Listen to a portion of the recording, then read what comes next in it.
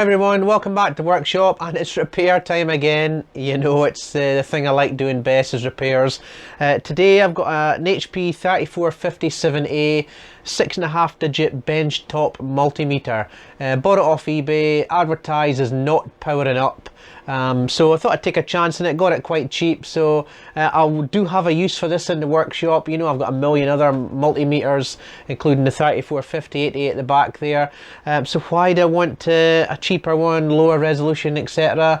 Well, it's got a GPIB socket on the back, and I'm right into GPIB right now, and although this is a 6.5 digit multimeter, you can actually get 7.5 digits out of it via the GPIB port at the back. You don't really get that from the front panel, so it's advertised as faulty, not powering up. So let's get down onto the workbench and have a look. Okay, here it is. Now I did actually take the top off, so I've just kind of laid it on just on the top there, because it's actually quite hard to get off. I just took a quick look inside it before I rolled film there, just to make sure it wasn't all completely burnt out, which it wasn't, thankfully. There we go. It is a little bit awkward to get into, and here it is. Let's take a closer look. Right, here we are inside with the lid off. It's remarkably clean inside. In actual fact, it wasn't too bad on the outside as well. A little bit dirty, but no real big dings or scratches. Maybe a little one over here, but basically it's in pretty good condition. So tops off, nothing standing out, just at very first eyes on it. So I'm going to take off some of these shields here, the in-guard plates, etc., and let's get down onto the electronics and have a look.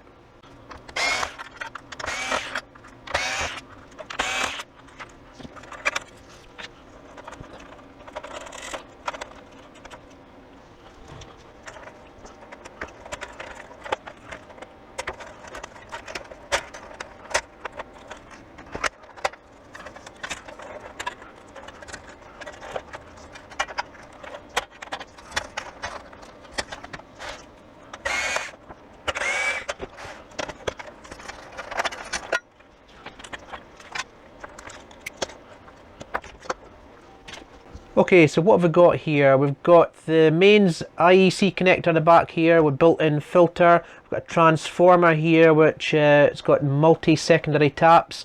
We've got a main controller board here, microprocessor controlled, and we've got the GPIB drivers at the back here. We've got a battery over here. This is the main controller board.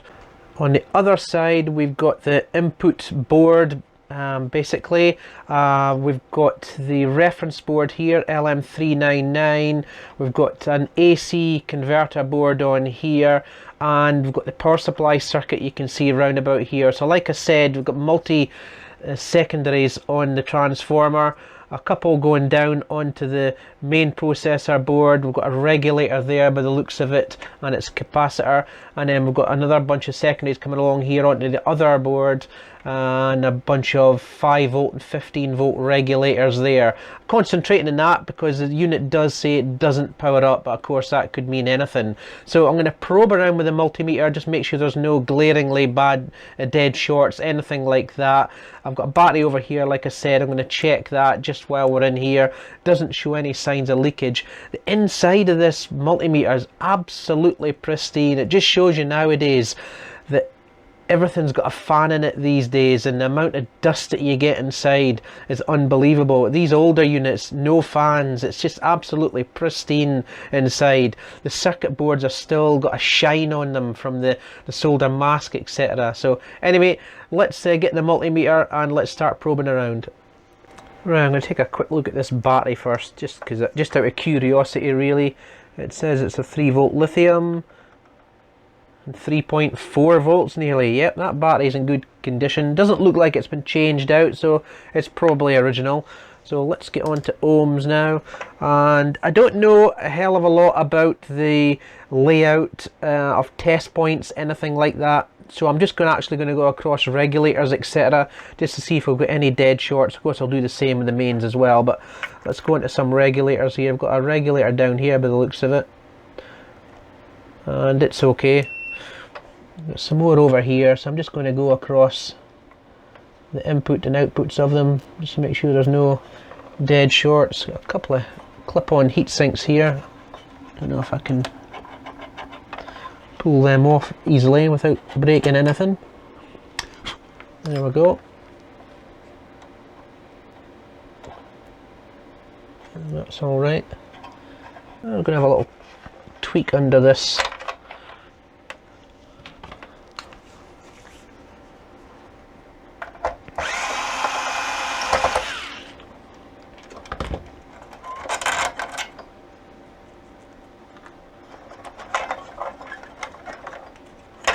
I'm going to take it right off because it's, just want to take a little tweak underneath just to make sure it's okay.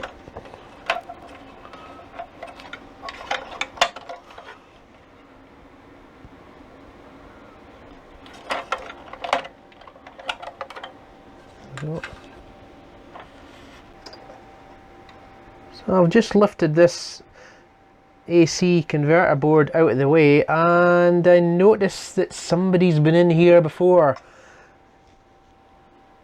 There's some definite signs of some flux residue on the board there from one of the components. It looks to be on the back of Q307, whatever that is. I'll take a look at that later on.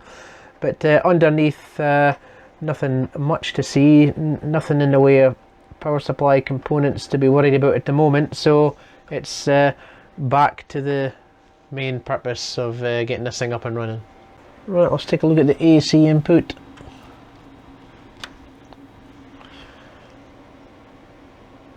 $180 ohms. Now it was shipped to me 110 volts, set for 110 volts. I've already changed that. There's a couple of switches on the back there for setting up 240, so I have actually gone ahead and done that. 180 ohms.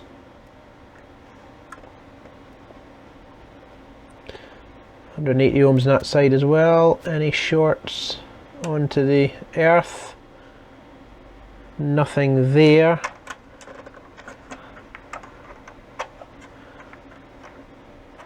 So there's no glaring shorts. I think it's time for power up. Right, we're ready for power up. Got the input cable hooked up and switched on. I've checked the fuse in the back. There is actually a fuse in the back panel. It's intact, no problems there. Got my multimeter ready, so let's put power on. And it's dead.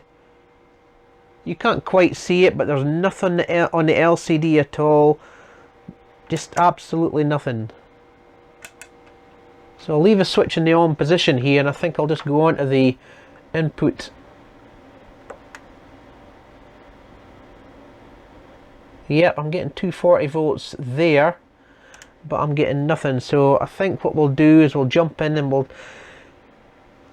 check and see if we're getting any secondaries.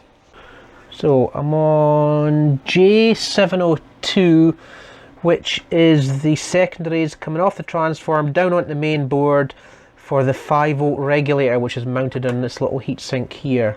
So let's go across there. 10 volts, that looks okay. And then down onto the other side. 11.9 volts.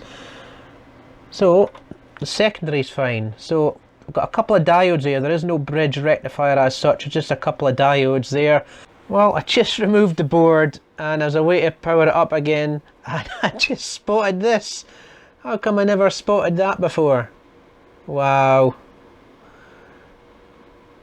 Right, okay, fair enough. I think I'll connect that back up and then I'll power it up as it is here without it you know, obviously assembled back into its casing, and then we'll see if we're getting 5 volts. The curious thing is, it's a clean break. It's almost like that's been snipped, but certainly wasn't me. I wasn't near that with side cutters. So that's the center tap from the secondary on the transformer that's feeding the 5-volt side of the main processor board. Let's connect it back up and see what happens. So I've stripped back the cable. I you know, it's just a short bit here that goes on to the connector there, but I'm a bit concerned about the length that's left, so I'm actually just going to solder it. I've stripped it back and I'm going to put a bit of heat shrink sleeve in. What did I do with it? There it is. Just slip that down the cable as far as possible for now, and I'm just going to solder that up.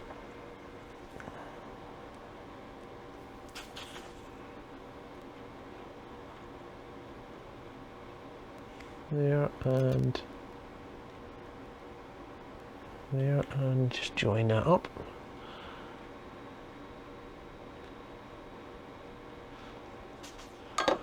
There we go. And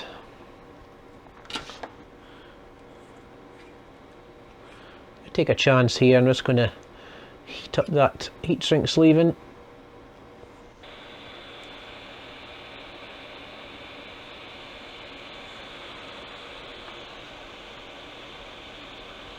There we go. Right, that's it soldered up. I've got the mains connector back in now. Power's off at the moment. And I'll just switch it on. No smoke. Let's check the input to the regulator. 11 volts, nearly 12 volts DC. And I'm getting 5 volts DC on the output, the 5 volt regulator. Perfect. So next job, assemble it back into the enclosure. So that's it, board assembled back in, and I think I may have found out a possible reason why that wire was broken. Here it is here, here's the connector here, and you can see the yellow wire coming off the connector, and it actually loops in past this pillar here where it goes into the transformer, and just where it's broken is kind of sandwiched between this black pillar and the actual sort of plastic moulding of the transformer itself, as is the other two wires. Now it's very, very close to where it had broken, so whether during assembly or some previous repair somebody's maybe manhandled it a little bit hard and actually broke that wire or squeezed it too tight between the pillar and the transformer. Because I mean, getting this transformer and its back panel into place, it's quite a job really. You have to manhandle it a little bit for some of the metal work to get it into place and to slide properly into the grooves it sits in. But yeah, that's maybe why that had been nipped there. The other two wires look okay, so I think moving the wire up a little bit has got less of a sandwich. I think maybe these pillars, are they tapered slightly? I'm not too sure, but certainly there's kind of a gap further up in the moulding of the transformer in there, so it looks like I can just sort of like feed it past there and it stops it getting sandwiched. But anyway, that's it all assembled back together again, so let's power it up, see what we've got. Right, so here we go, just the final two ribbons here for the front panel. I haven't put all the screws in and etc. I've just sort of laid the boards in place without actually screwing them in, but they're all sitting nice. Everything, all the secondary connectors are back in. I think I'll even go ahead and plug in this AC board at the back here. Might as well. Everything there's okay, and I'll manually flick the switch. Haha, we've got power. Address 22, that's a GPIB address. And heard all the relays click, and we've got a voltage reading on the front panel there. Brilliant. So hopefully you can see that okay. So what I'm actually going to do is I'm going to jump way forward here, and I'm going to actually self-test the meter and see if we've got any error codes. So blue button, test, and it's away off testing everything now. Hear all the relays clicking there as it goes through its self-test. Self-test okay, and I'll manually reset it. There we go. Right, I'm actually going to jump way forward. I haven't even put it back together properly yet, but I can't resist it. I'm going to hook up a PDVS2 and let's see if we've got any accuracy at all in the voltage reading there. I'm currently set at 10 volts in the PDVS2 and exactly 10 volts on the display. What about the bottom end? Let me go down to point 0.01. There we go, 9.94 millivolts, that's okay. 5 volts. Yeah, 5 volts exactly, and then back to 10 volts. Brilliant, can't be happier than that. Let's put it back together again. Right, that's the 3457A up on the workbench there. I've got it connected with a cable to a PDVS2, and if I just swing around quickly onto my computer monitor, you can see I've got a program running. I was looking for a way to interface via GPIB to all my multimeters and other test instruments in the workshop. Primarily my 3458A for calibrating PDVS2s, but I was using an Excel spreadsheet before and it was pretty unreliable. It would lock up halfway through the night or after a few minutes. It just was really unreliable. So I went digging and I found some base code written by Paweł Weistek, if I can pronounce that right. He comes from France, or he's over in France anyway, and he'd written basically some base code that laid down the GPIB comms between a Windows app and your GPIB interface. So I took that base code and I wrote this front end for it and gave it some graphing facilities and all sorts of other stuff. So I'll just quickly run through that now. The code is a Windows executable. I've made it available on the EEV blog forum. I'll link in down below a link to it where you can download it. It's free. I've just sort of written it for my own use, but I thought other people might find some use for it. Now, the way this software operates is it can actually communicate with two devices at the same time, which I found rather useful because I can connect my 3458A plus anything else. And there's things like logging the data to screen as it communicates via GPIB. Of course, you can set up the GPIB to do anything. You might be reading voltages, you might just be sending parameters to your instrument. There's a whole world of commands that you can use and programs that you can sort of develop to control an instrument, but primarily all I'm looking to do is read voltages, currents, resistances, that sort of thing. So that's where this app's centered around that. So in essence, it's looking to send a command to the multimeter, for instance, and obtain a result back, and then that result will go up onto the log here. And also you can save it to CSV as well for analysis later on, but more about that in a minute. So at the moment I've got this is channel 1, device 1 here, and I've got device 2 which is set up, which is the 3457A that I've just repaired. So basically what you would do is you would set up the name, you just give it any name you like, the address of the GPIB device. In this case it's 27. The 3457A was defaulted at 22, but my address for the 3458 is 22, so I changed it on the 3457 to 27, which is just one of the unused ones. You can select a bunch of different device interfaces. At the moment I've obviously going to be using Visa because that's how I've connected my Windows PC to the GPIB LAN, but of course you can use some other ones down in there as well. You can create both devices at the same time by hitting the button there, or you can create, if you just want to communicate with one device, you can do either or there. And of course you can reset it as well just to go back to the beginning. So at the moment I've got two of them set up, so I might as well hit create both devices. Do that now. As you can see, a little box pops up off the side here, but that's it here. This is the IO devices that are currently open. At the moment you can see I've got the 3458 and the 3457 there, so I'll just move that out.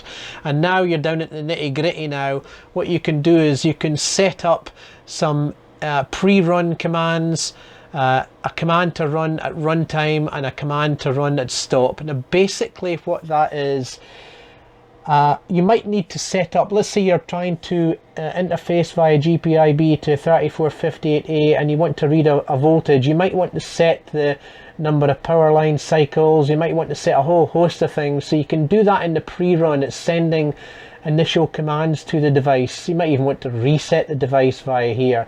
Then at run is the continuous command that you would like to run at the given sample rate that you've set here. At the moment I've got it set for 3 seconds, so every 3 seconds it will send the at run command. And then likewise, if you hit the stop button, then it will send a command that you might want to set. You might want to put the meter back into a different mode at the end, or whatever you want to do, so you can do that there. Now of course, I've got both devices initialized there. They haven't sent any commands yet. That doesn't happen until I hit the run button here. This is the run button for when you're using device 1 and 2. This is the run buttons for each individual device if you was just using the one device. Over on the right hand side here, you've got an event log which just records what sort of status the software's in. At the moment I've created devices 1 and 2. Prior to that I'd stopped and started them in part of my initial testing, etc. Up here you've got a temperature and humidity interface. I'll just select that now. So I've got a USB temperature probe connected, so that's on COM4. I'll just start that off running. So there we go, 24.7, 24.6 and 32.8 for the relative humidity. So that's useful later on, as you'll see, but that data again is saved to CSV also, and it's also included on the log there once I start running. So all I need to do now is hit the run button, and every 5 seconds it will query each of the devices, the 3458A and the 3457A, get a response back, which you should see in here, and it'll also be added to the log. So let's just hit run. And there we're off and running. You can see it's every 5 seconds it's getting a response back. And I've got 2 voltage sources hooked up, one to each of the devices, and as you can see there, it's receiving the result back from both. I'll just enable temperature and humidity in the log, and I'll also enable the CSV as well. So that's us now writing to CSV and writing data to the log there every 5 seconds. Down at the bottom here I've got an MS chart, so if I enable chart 1, chart 2 and the temperature chart, in a few seconds you should see every 5 seconds per the sample rate this will update with the 3 devices effectively, device 1, device 2 and the temperature. Now it is auto ranging if I hit a button down at the bottom there, so I'll just hit that.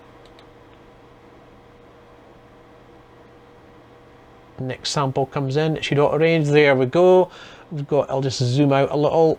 So you've got the 3458 there, and you've got the 3457 there, and of course that's going to build up to a maximum of 1500 scale points per the x-axis, and then from that point on it scrolls to the left, so it just builds up and builds up. So that's great. I'm writing to CSV and etc, and it's very reliable. Powell's done a really good job by the book in getting the GPIB interface running perfectly.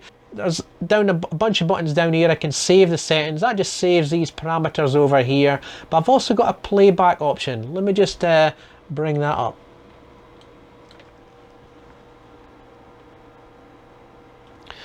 Right, so what that is, it's like an offline chart of the CSV file here. So at the moment it's blank, I've got nothing loaded. So if I just go and I'll enable temperature, humidity, and I'll enable auto detect, and then I'll load a CSV file in here. So let me just find a suitable one. Oh, that one I'll do there.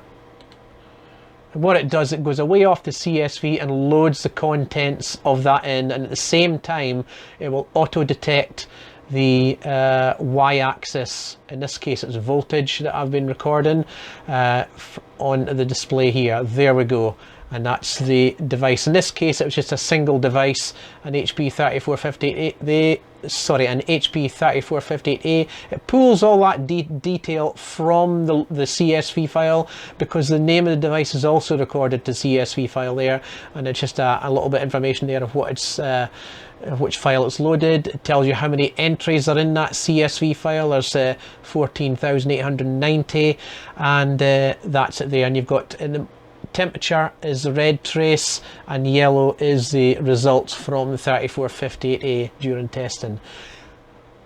There is some ppm deviation in Tempco up in the top right hand corner there. I'm in the middle of developing that. What that'll do is it'll produce another y-axis scale there, and it'll actually plot, it'll calculate and then plot over the top of this one the ppm deviation from the median value that you give it, and then of course the Tempco is a similar thing.